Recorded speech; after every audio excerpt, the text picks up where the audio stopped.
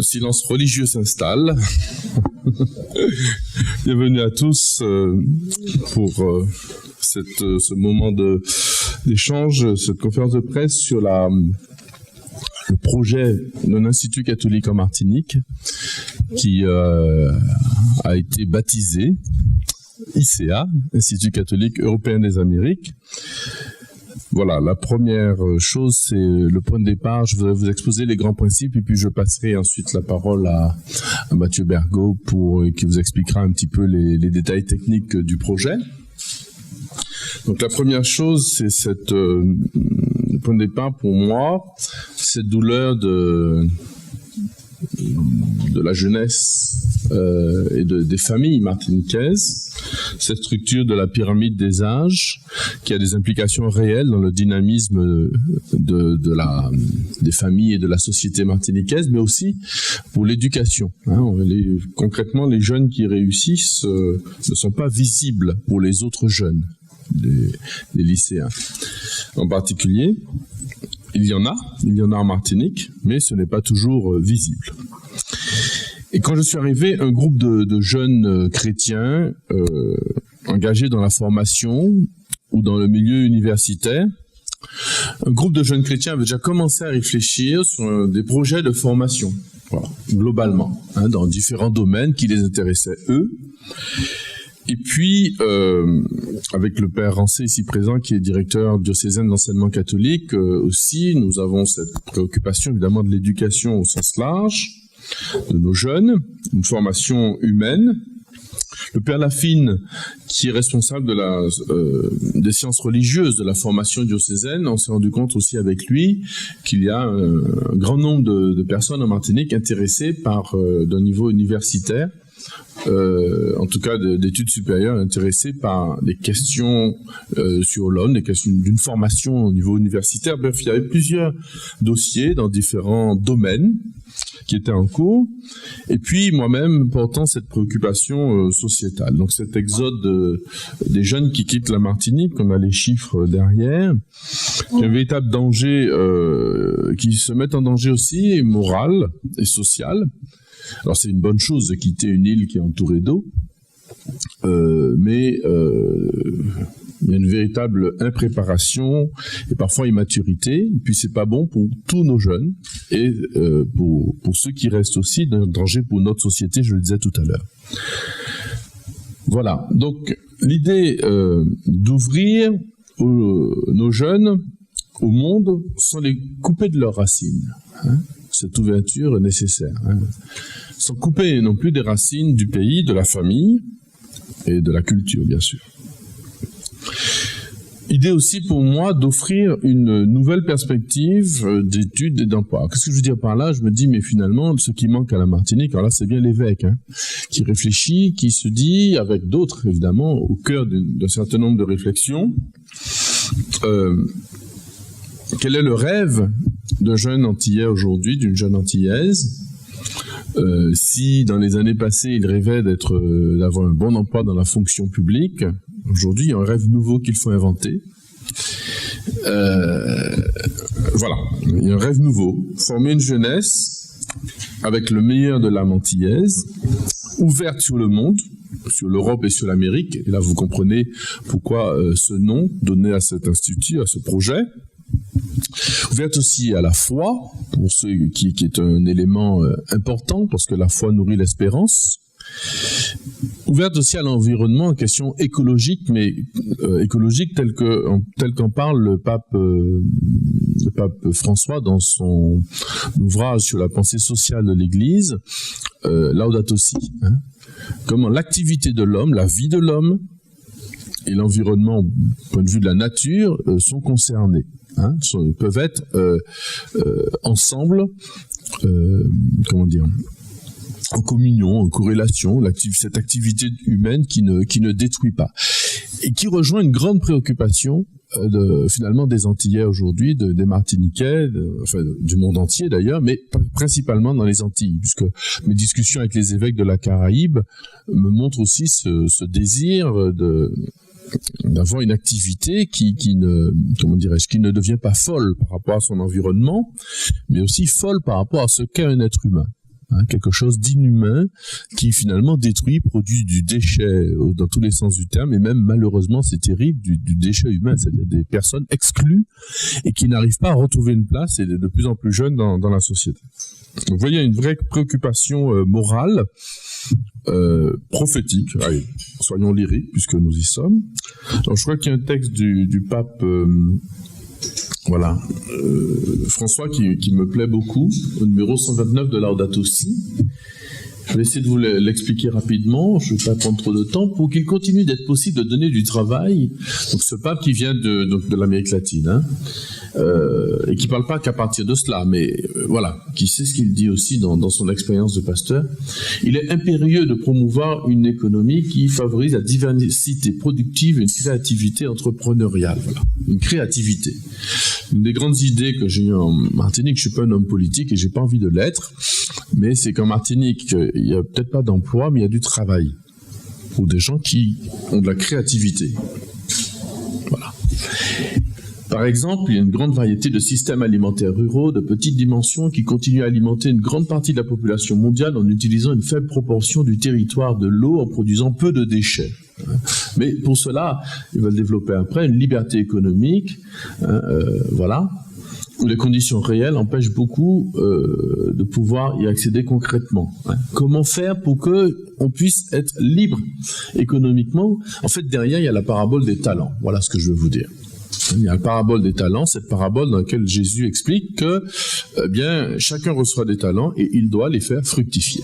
Et ce qui est pitié finalement en Martinique, pour le chrétien, le prêtre, le pasteur que je suis, c'est qu'il y a des talents extraordinaires qui sont enfouis. Nos jeunes sont bourrés de talents, comme partout dans le monde, j'imagine, mais les nôtres en particulier. Ils ont deux solutions, soit ils les enfouissent, soit ils vont finalement les faire fructifier ailleurs. Voilà. Bonjour Virginie. Soit ils vont les faire fructifier ailleurs. Voilà. Donc l'activité d'entreprise, dit le pape, est une vocation noble, orientée à produire de la richesse et à améliorer le monde. Et on oublie toujours, à cause d'une dialectique ancienne maintenant, qu'il n'y a pas que produire de la richesse. C'est améliorer le monde pour tous. Donc il y a un devoir de l'entreprise. Et en travaillant ici avec des entrepreneurs et des dirigeants, des chefs d'entreprise, je sais qu'il y en a beaucoup. Il y en a certains parmi nous qui sont partants, qui ont conscience de ce devoir de l'entreprise d'améliorer le monde pour tous. Une manière très féconde de promouvoir une région, ou installer ses projets, et surtout qui comprend la création de postes de travail, qui est une partie incontournable de son service du bien commun.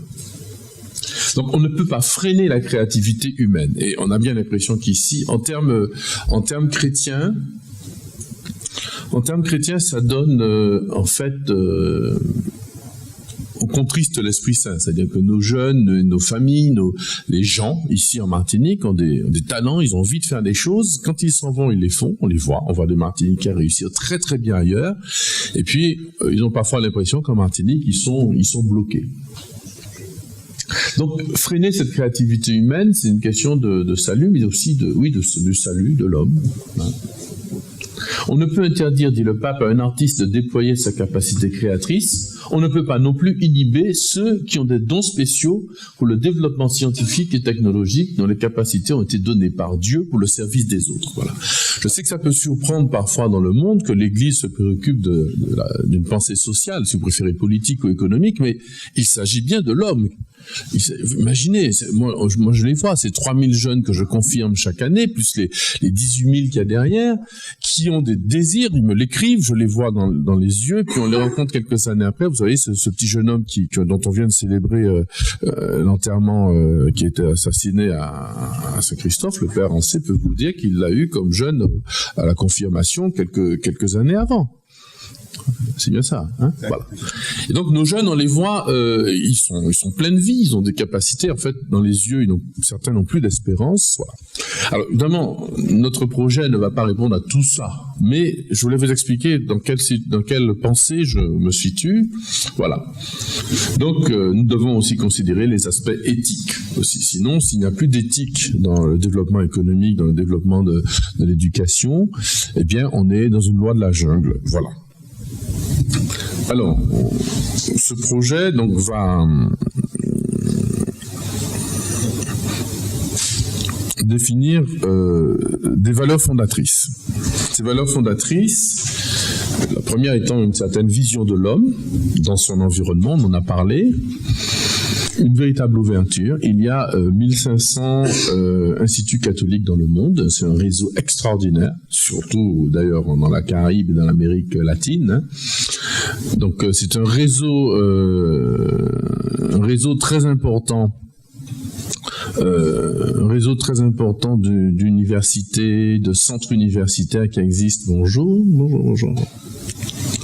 Qui existent dans le monde. Donc, ces valeurs fondatrices de notre institut. Ouverture sur, nous sommes un pont unique entre l'Europe et l'Amérique.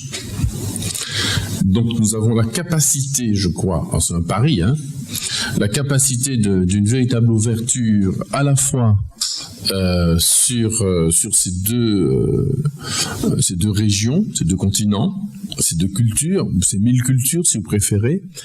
Et il suffit de voyager comme vous l'avez tous fait, nous l'avons tous fait pour nous rendre compte qu'on a un langage qui nous permet de comprendre le langage européen, américain, africain aussi d'ailleurs en passage. Et donc c'est peut-être un contexte dans ce monde avec les moyens technologiques qui à exploiter. C'est un pari. L'autre ouverture qui est très importante pour nous, qui fait partie de notre ADN, c'est les ouvertures locales.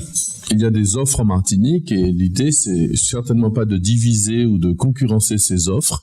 Ça c'est très fort dans la volonté du projet, dans ma volonté personnelle, y compris dans les Antilles, dans la Caraïbe ou en Guyane, de travailler en synergie avec ces offres. Ça fait vraiment partie voilà, en particulier évidemment l'Université des Antilles, mais aussi toutes les autres offres d'enseignement supérieur qui existent localement, qui a une véritable synergie avec ces différentes offres. D'ailleurs, voilà, je vous poserai des questions.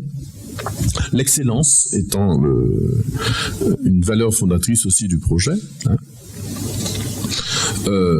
Parce que il faut pas qu'on fasse du petit budget, parce qu'un jeune Antillais qui est ambitieux, l'ambition est une bonne chose, du point de vue chrétien déjà, un jeune Antillais qui est ambitieux, ou un jeune, l'ouverture, j'ai oublié de le dire, c'est aussi parce que des étudiants du Canada ou de l'Europe, il y en a déjà qui sont intéressés simplement par le fait qu'on a énoncé le projet, sont déjà intéressés à venir étudier une année d'études chez nous, etc. Donc c'est pas simplement une ouverture de nous vers l'extérieur, mais l'extérieur est intéressé aussi à venir chez nous.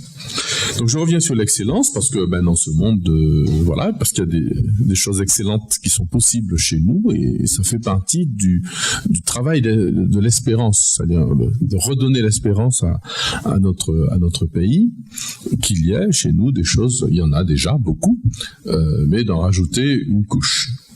L'innovation, comme à un moment donné on sera les derniers petits, pour l'instant c'est un embryon mais on va naître, on sera les derniers petits, donc la chance du dernier petit dans une famille c'est d'avoir des idées nouvelles et donc d'avoir l'innovation. Ça va peut-être pas durer longtemps, il y en a peut-être d'autres qui ont d'autres projets, mais voilà, l'innovation, surtout, c'est le père Alain qui me faisait remarquer, je crois que dans 20 ans, 60% des métiers auront disparu avec les avancées technologiques. Donc, quel type de formation on va donner à nos jeunes?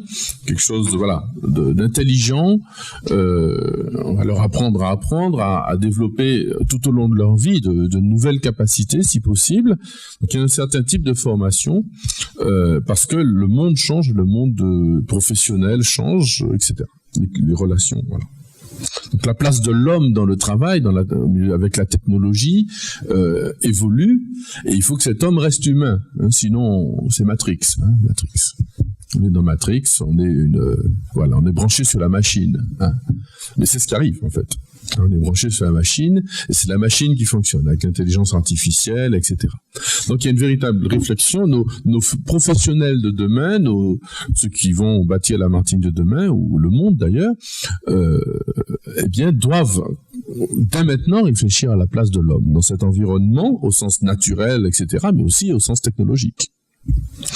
Donc ça fait partie de notre ADN, en tout cas des valeurs fondatrices. Et puis l'entrepreneuriat, je reviens à ce que je disais avec le pape François tout à l'heure, qui dit dans un texte, je dis pour ceux qui ont raté l'épisode précédent, le pape François qui dit dans son texte Laudato Si, en disant que c'est par l'entrepreneuriat que les plus pauvres, c'est-à-dire les initiatives de chacun des plus modestes, tous les talents, doivent pouvoir, dans une belle liberté, s'exprimer, car l'entreprise n'est pas là seulement pour faire de l'argent, mais aussi pour développer la responsabilité de développer une région. Et donc c'est pour cela qu'on a voulu dès le départ associer le monde de l'entreprise à ce projet, parce que il y a des entreprises en Martinique qui veulent vraiment, qui ont ce souci sociétal, non pas simplement de faire de l'argent encore une fois, mais de développer, ce qui est bon aussi, mais de développer un peuple, de développer un esprit, de développer une âme. Voilà. Et puis pour finir, de mon côté, ce projet lui-même d'ailleurs est habité. Ah oui, on a mis un petit extrait l'ICA cherche autant que possible à travailler en complémentarité, en synergie avec les acteurs d'enseignement supérieur de recherche déjà présents, publics ou privés, et en développant son approche originale. Voilà, ça c'est un texte qu'on a bâti parce qu'il vraiment fait partie de notre ADN. Et puis pour finir, donc justement, cette parabole des talents fait que Mathieu Bergot, à qui j'ai demandé de venir travailler sur le projet, parce que je le connais bien, nous avons travaillé ensemble, il était donc le directeur de l'Espérance au niveau Antilles-Guyane, donc il connaît bien le milieu de l'éducation ici, puis j'ai pu apprécier ses compétences personnelles et humaines, donc il a accepté de travailler à la construction de ce projet. Et donc l'idée c'est aussi d'ouvrir aux différents projets futurs. Donc il y a déjà existant une école de sciences religieuses qui fonctionne, la formation diocésaine, mais qui a déjà un partenariat avec l'Université catholique de Lyon, donc qui donne des diplômes universitaires. Donc ça a le mérite d'exister. Et on a un projet dès 2018 d'une école de sciences politiques et d'écologie humaine. Je laisserai à Mathieu Bergot le soin de vous en parler un peu. Puis il y a d'autres projets. Des questions sur la technologie dans la zone tropicale ou une école doctorale. Et puis il y a cet autre à définir, c'est-à-dire qu'on a d'autres personnes qui arrivent avec des projets, des universitaires ou même des Martiniquais qui sont à l'étranger et qui rêvent de bâtir des projets pour les jeunes Antillais aux Antilles.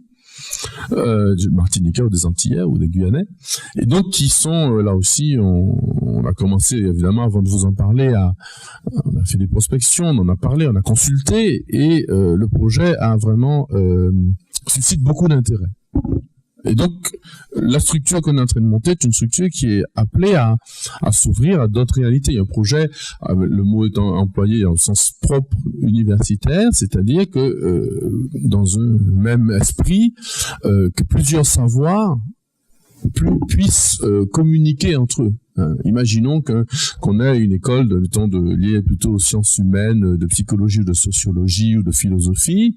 Eh ben, il serait bon que quelqu'un qui étudie dans un autre domaine technologique puisse avoir aussi des cours ou puisse être à la cafette ou à la chapelle avec un jeune européen ou guyanais ou autre, ou saint-lucien, parce que les langues seront très très importantes aussi dans le projet, avoir communiqué avec quelqu'un d'autre qui a une autre approche de la réalité.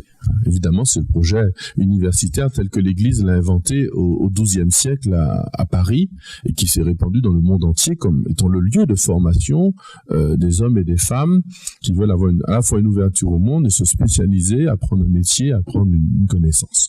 Voilà, moi je m'arrête là, je laisse la parole, j'espère que j'ai pas été trop long, à Mathieu pour peut-être donner plus de détails, puis on répondra aux questions qui pourraient se poser. On leur proposera cet accompagnement qui leur permettra de grandir pas seulement intellectuellement, mais aussi dans tout leur être de manière intégrale. Les formations sont conçues en lien avec les instituts catholiques. On disait qu'il y en avait 1500. Il y en a 1500 dans le monde. Il y en a 5 en France qui sont très actifs, plus d'autres instituts qui pourraient prétendre à ce titre d'institut catholique. Faut savoir que c'est un titre canonique qui est décerné, enfin qui est attribué par Rome directement, auquel l'ICA pourra prétendre peut-être dans 5 ou 10 ans. Il faudra un petit peu de consolidation avant d'y arriver. Je vais voir le pape en avril pour ça. Alors ça va peut-être accélérer. Voilà. Le campus est en Martinique pour démarrer, mais la logique, c'est vraiment une logique Guyane, Martinique, Guadeloupe. Monseigneur n'a pas rappelé, mais il est archevêque et en fait, à ce titre, a une certaine autorité sur la province ecclésiastique Guadeloupe, Martinique, Guyane, ce qui facilite l'unité des projets et notamment de ce projet-là. Et le côté un peu challenging, c'est le démarrage en septembre 2018. Évidemment, je dormirais mieux, c'était 2019 ou 2020, mais c'est comme ça. Mais je suis exigeant. L'école qu'on lance en septembre 2018, alors on communiquera beaucoup à partir de février. Le site internet est en préparation. On participera au salon étudiant en février. On va aller beaucoup sur le terrain, dans les écoles. On aura des petites annonces dans l'église en Martinique, dans les paroisses, etc. pour faire connaître le projet.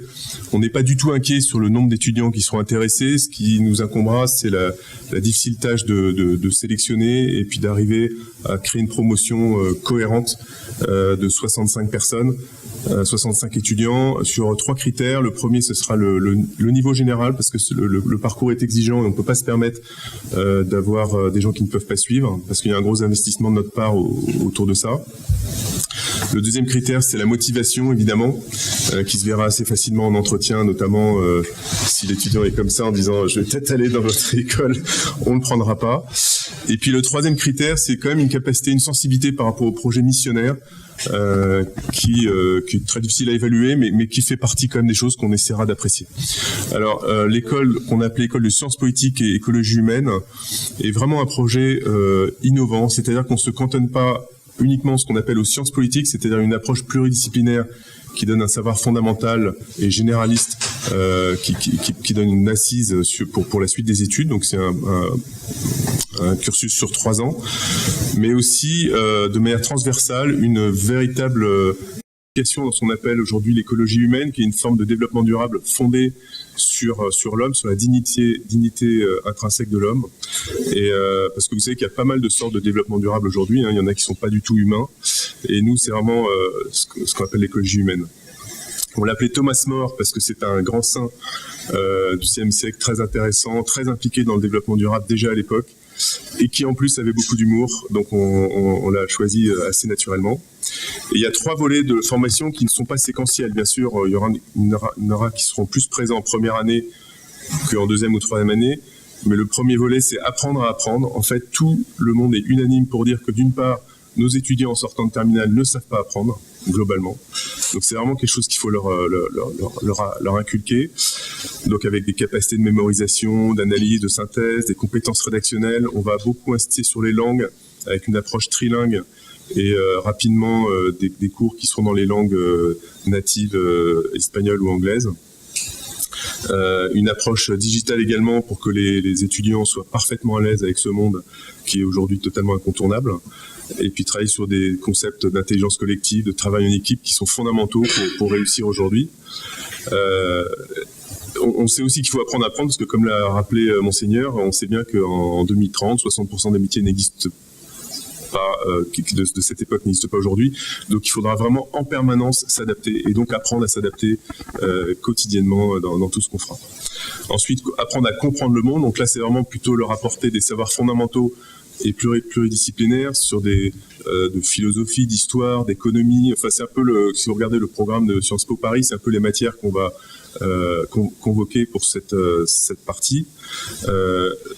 Pareil, traversé par le développement et développement durable tout court, avec des immersions d'entreprise, des participations à des universités d'été. Moi, j'ai découvert que malheureusement, dans le cursus universitaire classique, le nombre de stages est extrêmement limité, leur durée est ridicule, c'est de 1 ou 2 semaines à 1 mois, et c'est pas avec ça nous, on veut vraiment insister pour que les jeunes aient plus qu'un pied en entreprise, qu'ils puissent comprendre ce que c'est que travailler en entreprise, avoir des contacts, etc. On imagine que chaque étudiant ait un tuteur, ce sera quelqu'un qui chef d'entreprise ou quelqu'un qui travaille en entreprise, mais qui peut-être 2 fois par trimestre aura une rencontre avec l'étudiant pour prendre un petit peu de recul par rapport à ses études, lui donner des perspectives par rapport à ce qu'il y a après les études ou à côté, et avoir cette espèce de distanciation qui lui permettra d'être mieux accompagné pendant son cursus. Et également, il y aura un aumônier, bien sûr, dans cette école qui proposera un certain nombre de choses, dont aussi un accompagnement spirituel à tous ceux qui le souhaiteront. Et le 3e volet, c'est apprendre avec les autres. Alors, ce qu'on annonce aujourd'hui, et je veux le dire puisque j'étais à Ottawa encore lundi dernier, c'est qu'on va proposer aux étudiants une 3e année au Canada, dans la zone anglophone, à Ottawa, et qui leur permettront d'avoir en fait 2 diplômes, un diplôme français et un diplôme canadien de bachelor. Le diplôme français, ce sera niveau licence. Et voilà. Et c'est là où, donc, quand j'étais au Canada, qu'ils m'ont dit, alors je savais bien qu'on voulait des étudiants canadiens à terme, mais qu'ils me le demandent dès maintenant. On était plutôt flattés que dès maintenant ils disent on a besoin que nos étudiants canadiens bougent. Parce qu'il y a un nouveau phénomène avec Internet, c'est que les jeunes bougent moins, parce qu'ils imaginent qu'avec leur clavier, ils bougent dans le monde entier, alors qu'en fait, ça ne remplace pas une vraie rencontre, une vraie immersion, etc. Donc, on aura aussi des étudiants canadiens qui viendront en échange avec nos étudiants. La question qu'on peut se poser, c'est qu'est-ce qu'on fait après Thomas More ? En fait, donc c'est un premier cycle sur 3 ans qui donne un niveau licence bachelor, je le dis. Donc après, on fait tout ce qu'on fait après licence bachelor, c'est-à-dire un master en général ou une école spécialisée, par exemple de journalisme, et ça ouvre à des métiers. Par exemple, métiers dans les ressources humaines, dans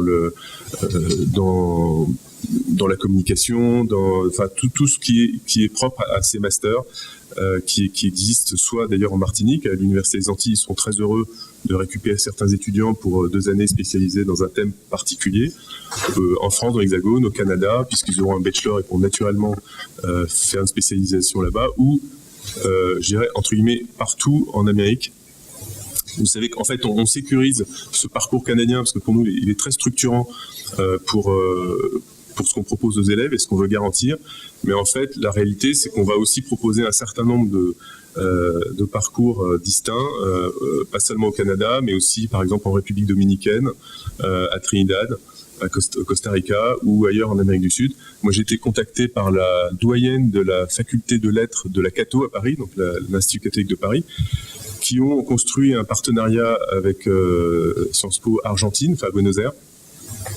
Et ils étaient tout à fait prêts à nous faire profiter de leur pont et de tout ce qu'ils avaient construit autour de ce partenariat. Donc tout est ouvert, simplement on démarre avec ce qu'on peut, on n'est pas 50 à travailler sur le projet, donc on démarre avec le Canada, c'est vraiment une opportunité extraordinaire, avec une école de très très grande qualité, catholique, et vraiment, enfin, si c'est l'université Saint-Paul à Ottawa, si vous y allez sur leur site, vous verrez, vous comprendrez qu'ils ont vraiment une approche qui correspond complètement aux 5 valeurs qu'a énoncé Monseigneur, et c'est ça qu'on recherche en fait. Le processus d'admission, je n'insiste pas, mais c'est simplement pour dire qu'on va faire passer des sortes d'examens, tests. Il y aura aussi une commission, un entretien pour vérifier vraiment que les jeunes sont motivés, parce que c'est ce qu'on construit, c'est du sérieux et c'est pour 3 ans, donc il ne s'agit pas que les jeunes arrivent et puis au dernier moment ou 2 semaines après la rentrée, ils disent ah ben non, finalement j'ai mieux ailleurs. Donc on veut vérifier aussi l'engagement, comme je vous le disais tout à l'heure. On ouvrira des formations continues pour les entreprises. J'ai déjà eu des demandes d'entreprises qui voulaient me confier leur formation continue. Et là, je dis, attendez un petit peu, on n'est pas tout à fait prêt. Mais simplement, en fait, il y a une demande des entreprises, justement, par rapport au sens qu'on peut proposer, qu'on peut invoquer ici, et qu'on peut proposer. Les entreprises souhaitent proposer à leurs salariés des formations qui ont du sens, qui sont importantes, qui sont intéressantes et qui sont sérieuses.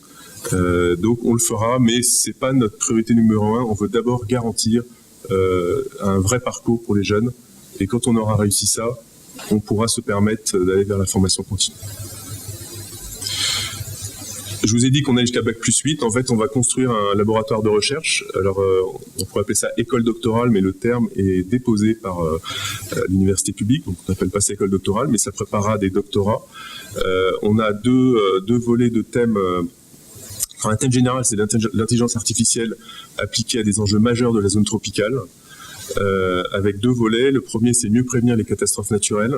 Donc, je pense qu'on est relativement servi ici, donc on a pas mal d'objets d'études. Mais derrière cette idée, il y a que pas grand monde autre que nous pourront mieux étudier ces phénomènes que nous qui les vivons. C'est pas dans un laboratoire, je sais pas où, à Paris ou à Moscou, qu'on peut bien étudier ce que c'est que vraiment un cyclone, par exemple, ou des choses comme ça. Et le deuxième volet, c'est apporter des améliorations aux enjeux technologiques locaux prioritaires. Là, c'est une liste non exhaustive et non exhaustive. En fait, on va trouver des thésards sur des thèmes précis qui intéresseront les thésards. Il y a les prévisions météorologiques locales. L'intelligence artificielle va complètement changer la manière dont on prévoit la météo. Avant, on était fondé sur des modèles informatiques, des investissements qui coûtaient des dizaines et des dizaines de millions pour créer des modèles. Il se trouve que le modèle qu'on utilise ici est un modèle continental. Donc c'est aussi pour ça qu'il n'est pas forcément adapté à notre île. Mais avec l'intelligence artificielle, on va pouvoir avoir une approche complètement différente, relativement peu onéreuse, pour avoir des résultats extrêmement intéressants. La production d'énergie renouvelable, c'est un thème aussi qu'on souhaite aborder. Et puis les systèmes de transport routier insulaire, on voit bien qu'aujourd'hui on est dans un blocage et une inconnue totale. Or, il y a quand même beaucoup de choses à faire. Par exemple, une des idées qui est pas spécifique à la Martinique, mais qui pourra vraiment s'appliquer en Martinique, c'est tout ce qui est la généralisation de l'autopartage avec des systèmes intelligents. Par exemple, vous prenez quelqu'un dans votre voiture, vous gagnez des points, vous prenez une voiture de quelqu'un d'autre au lieu de la vôtre, vous gagnez des points, etc. Et puis ça créera de la valeur ensemble et ça diminuera considérablement les embouteillages et ça facilitera les relations aussi sociales de travail comme ça. Et ça, pour modéliser ça, c'est un certain travail, il y a du travail. Alors, c'est juste pour dire qu'on a des choses bleues qui sont lancées déjà et des choses grises qui sont à l'étude.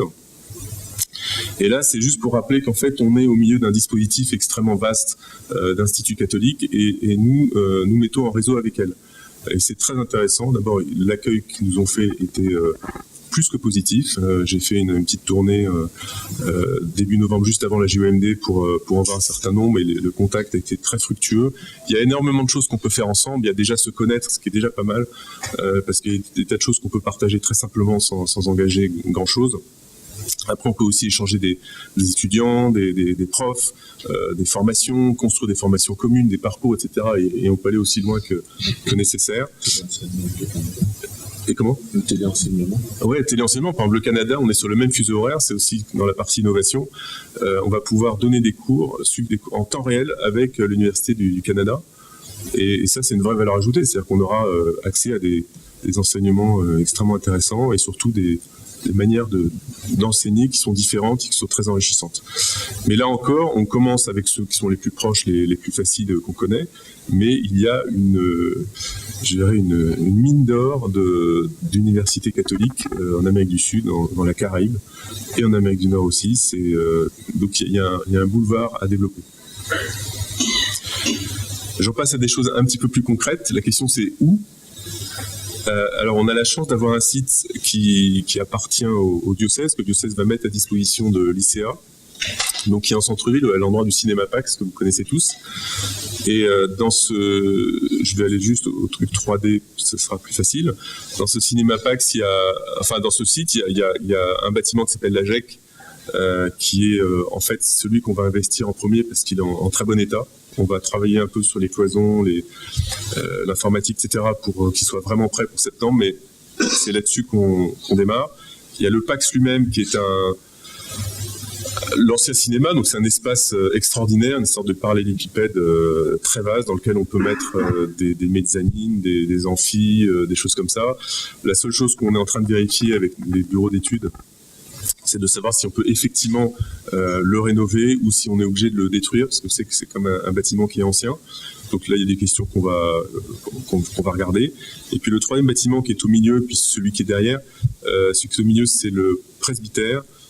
Donc on envisage de le déménager en temps voulu pour créer peut-être un grand bâtiment qui, lui, ne sera pas forcément uniquement dédié à l'ICA, mais aussi à la recherche, à des entreprises. Donc en faire ce qu'on appelle un pôle de compétitivité ou un pôle d'innovation. On l'appelle le PI, pôle d'excellence et d'innovation. Et au total, on a un potentiel à d'à peu près 10 000 m², là où nous, on estime que même dans 5 ans, on aura besoin qu'à peu près 3 500, 4 000 m². Donc il y a du potentiel pour d'autres, ce qui permettra d'ailleurs de sécuriser le modèle économique de construction-rénovation. Alors j'en viens à l'identité visuelle. Donc elle a été décidée mercredi, donc c'est quand même assez récent, vous avez la primeur. On a mis en concurrence 3 agences de communication, donc celle qui a gagné celui-là, qu'on a vraiment beaucoup aimé, parce qu'il porte extrêmement bien les valeurs de notre projet, et on s'y reconnaît tous. Si on veut essayer de trouver des détails qu'aiment bien les communicants pour expliquer pourquoi ils ont fait ça, c'est que le carré structure et ordonne le monde, le cercle symbolise la perfection, l'absolu, le divin. Le graphisme végétal évoque l'arbre du savoir et la cohésion se déployant sur le monde. Et puis le vert, c'est l'harmonie, le blanc, c'est la pureté, etc. L'identité Catholic Institute est volontaire. Vous me direz, mais pourquoi vous ne respectez pas la langue française? Eh bien, on la respecte, mais justement, on lui donne une dimension mondiale. D'emblée, dans la philosophie de l'Institut, c'est vraiment de dire on est ouvert sur le monde. Voilà, c'est ce qu'on affirme avec ce Catholic Institute. Donc on a déjà tous les équipements, comme vous voyez. Et puis ce logo, vous le verrez, on va le décliner beaucoup en digital, par internet, etc., mais aussi un petit peu en visuel traditionnel. Mais il se décline bien chaque fois qu'on a quelque chose d'un peu sphérique. Et le learn to change est pour nous extrêmement important. C'est learn, d'abord, c'est le cœur de notre métier, c'est apprendre. Mais c'est learn to change, c'est pour apprendre à se changer soi-même, à évoluer, à se développer, et c'est ce qu'on doit faire toute notre vie, mais aussi apprendre à changer le monde. C'est l'ambition. C'est d'ailleurs le slogan de l'université au Canada, à Ottawa, avec laquelle on est en train de se rapprocher. C'est changer la face du monde. C'est leur devise. Et c'est un peu ce qu'on a l'ambition de faire de manière très... je dirais très humble, parce que c'est pas nous qui changeons, on essaie d'accueillir notre mission qui est donnée pour nous, elle est donnée par Dieu, et c'est par cette mission qu'on reçoit qu'on peut changer le monde. Et je lisais récemment, excusez-moi, ça n'a presque rien à voir, mais en fait c'est extrêmement lié, que Noé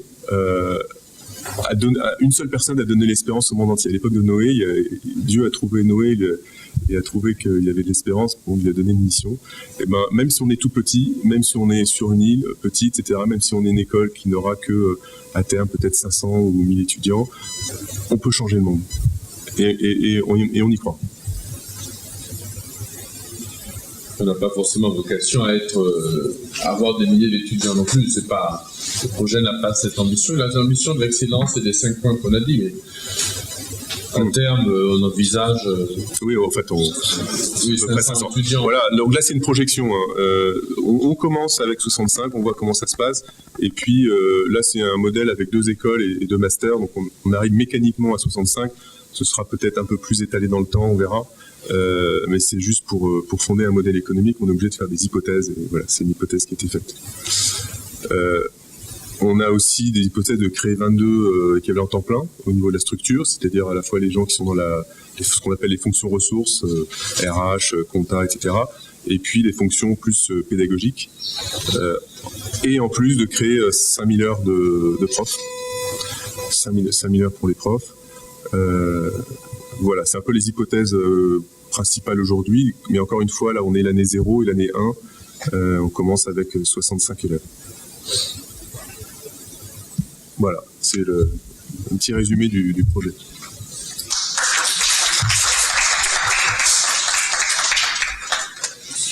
Une précision sur les bâtiments. Pour l'instant, la seule chose qui change, c'est l'immeuble de la GEC, qui est bien nommé, qui s'appelle la Jeunesse étudiante chrétienne. On va trouver l'immeuble meilleur pour cela. Donc le presbytère de la cathédrale reste à la cathédrale pour l'instant, mais si le projet est amené à évoluer dans les 15-20 prochaines années, effectivement, on a là un espace qui est déjà disponible. Voilà.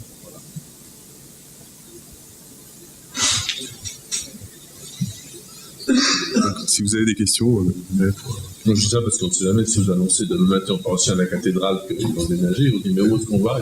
Alors, c'est pas du tout les non. Au contraire, l'immeuble de la GEC devient un lieu de vie, alors que bon, là il a été restauré, mais voilà, il est un petit peu utilisé, pas assez.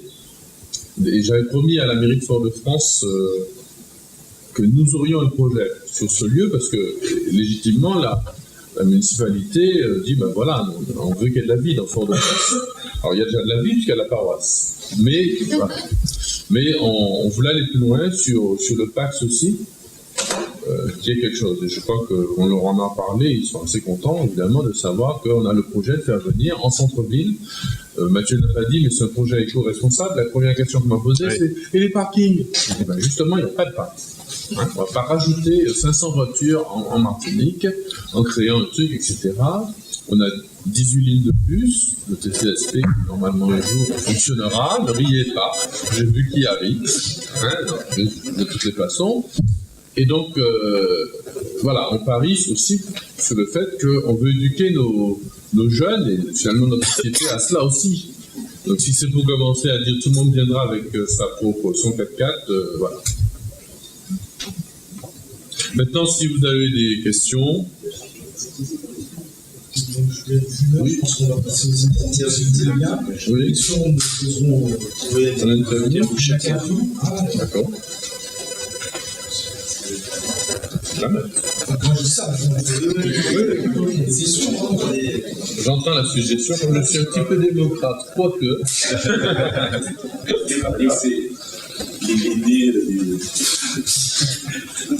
on a épargné le voyage. Oui, très bien. Ok, Mathieu.